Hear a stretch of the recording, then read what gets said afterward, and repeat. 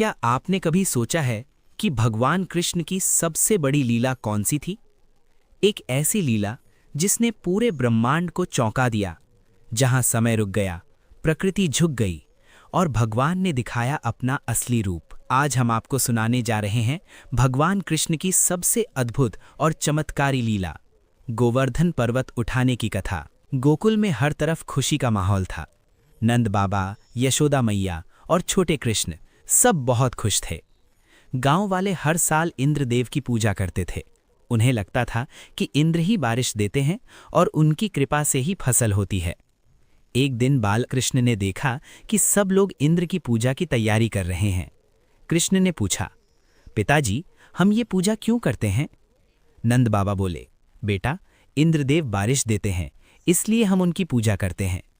कृष्ण मुस्कुराए और बोले, लेकिन पिताजी, हमारी गायें, हमारी जमीन और ये गोवर्धन पर्वत, यही तो हमारी असली जीवन का आधार हैं।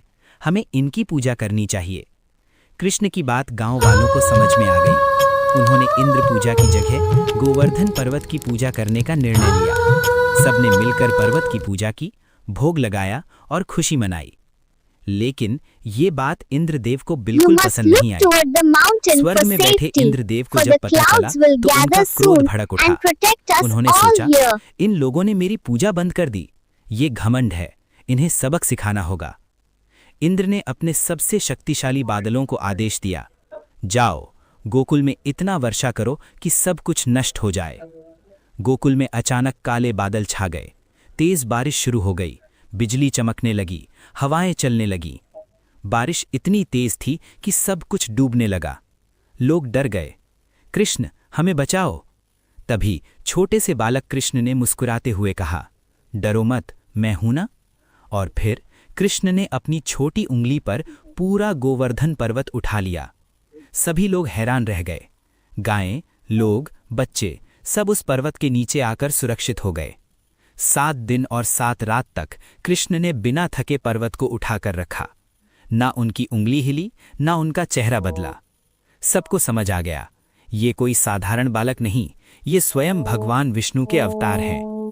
इंद्रदेव ने ये दृश्य देखा और उनका अहंकार टूट गया।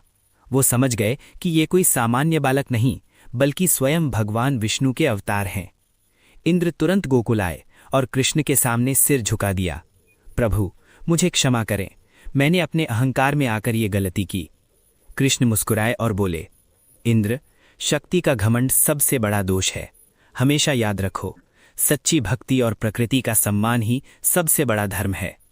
दोस्तों, ये सिर्फ एक कहानी नहीं, ये एक सीख है कि हमें कभी भी अहंकार नहीं करना चाहिए और हमेशा प्रकृति और सच्चाई का सम्मान करना चाहिए। भगवान कृष्ण की ये लीला हमें सिखाती है कि जब भी संकट आए, सच्ची श्रद्धा से भगवान को याद करो, वो जरूर आपकी रक्षा करेंगे। अगर आपको ये कहानी पसंद आई तो वीडियो को लाइक करें, शेयर करें और ऐसे ही और पौराणिक रहस्यों के लिए चैनल को सब्सक्राइब जरूर करें।